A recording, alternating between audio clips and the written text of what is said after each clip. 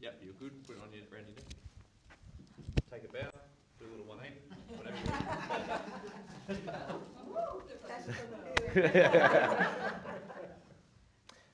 Who would say that they've had a stressful day today? Yeah. And how does that make you feel? Sally, how does it make you feel when you feel stressed? Puzzled, yeah. Yourself? I didn't have an overly stressful day, but yeah, you're tired. Yeah. Lack of energy. So imagine yourself being a zebra in the savannah desert, and you've got a lion behind you that is chasing you because you're going to be its dinner. Now, you can imagine the stress that that animal is facing. But the interesting thing is, despite the lion chasing it and its life in peril, it doesn't suffer from stress. We as humans do, which is a really interesting phenomenon. Now, but we both experience the same physiological reactions to stress that the zebra does, and so do we. However, what we're not very good at the moment, and what's causing a huge problem in our society, is our ability to remove that stress from our body quickly. So what is stress? Let's talk about what stress is. So stress is a physical and emotional reaction to a stressor in your life. So in the case of this zebra, you have a zebra and you have a lion, and right now that lion wants to eat the zebra, so that's its stressor. It wants to get away from that. And the way that the body works, and the way it works within us as well, is that a signal goes into the mind, into the brain, and says, I'm in danger. And in that very, very short second, two chemicals are flooded into the body, and that's cortisol and adrenaline. And what ends up happening was, it goes through the entire adrenal glands, it increases your heart rate and your breathing, and it sends blood to your hands and to your feet, which are the primary extremities of your body, designed for you to do something quickly, to move, to run away, to escape. And at the same time, what it does is it starts to shut down other parts of the body. It starts to shut down functions like digestion, starts to shut down things like sexual function, because you don't need that at the moment. And so the body goes into a state of where it's going, this is what I need to do right now. Now, this is all fine, because in that moment, you've identified a threat, and you need to move on from there. Now, for the zebra, once the zebra is out of danger, the zebra can come back to a state of equilibrium within its body very quickly. Once the danger is out and it's no longer sensing a threat, its body goes back to a sense of harmony. What is happening a lot in our society is that we're not doing that. We're keeping these high levels of chemicals within our body for long periods of time. And this is really the problem that we're all facing. And this is primarily because we see stresses in everything that we do. You see, the zebra sees the lion as a stressor, but we see deadlines as a stressor. We see difficult conversations in our workplace as a stressor.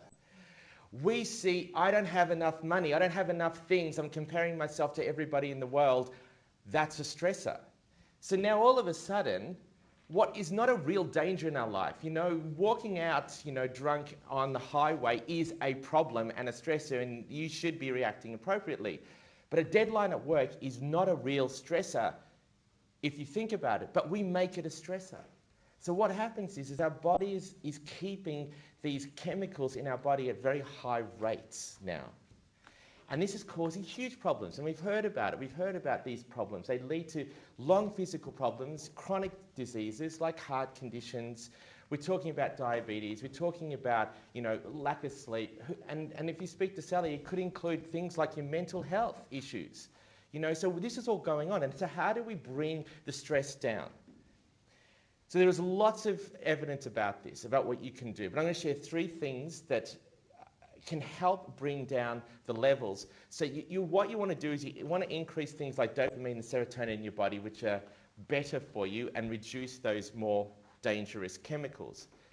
Now, one of the simplest things you can do in a state of stress or anxiety is something that we've all heard before, and that is, Tom, okay, just calm down and take 10 seconds, take 10 deep breaths.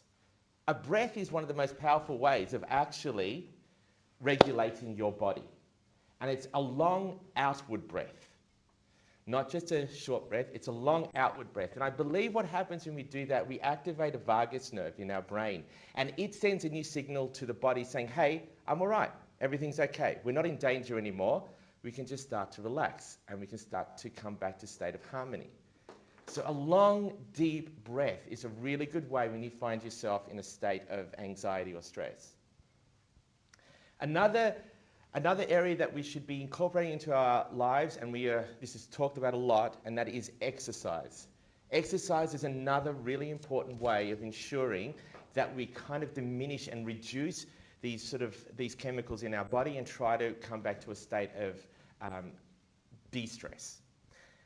And a good 30 minutes of exercise each day is really important. Bring your heart rate out. It feels good. Anyone who's done exercise after a workout feels good. And a lot of that is because the body starts to relax, and therefore the mind starts to relax, and the body starts to get into a great state.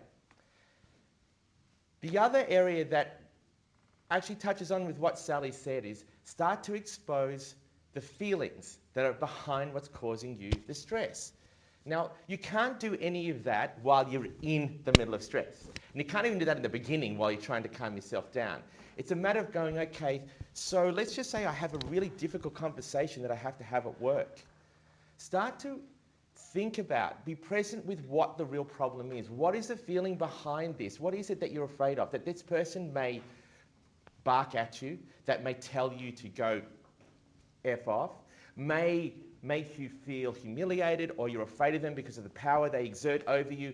What is going on that you're afraid of that is causing this state of anxiety? And start to analyze what you're feeling, because the feelings will give you a good indication as to what is behind the fear that you're facing. Now, a lot of this just doesn't happen automatically, but what you need to start to understand is that we are really driven by the way that we feel.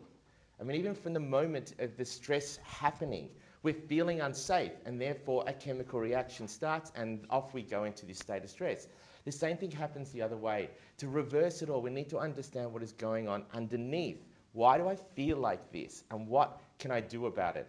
And a lot of the times, what we can do about it is really start to express our needs. What is it that I need in this situation? What is it that's going to make me feel better? And it's not about you exerting power over somebody else and getting your needs met and not theirs, but starting to just express how you feel.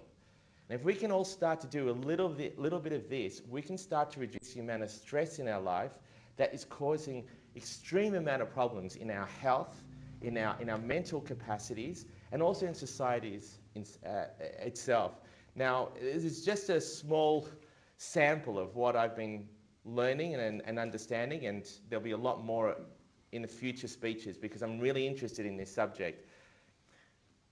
But think about what's stressing in your life and really decide, is it really a lion that's chasing you, or really is it something that you can manage and express what you need?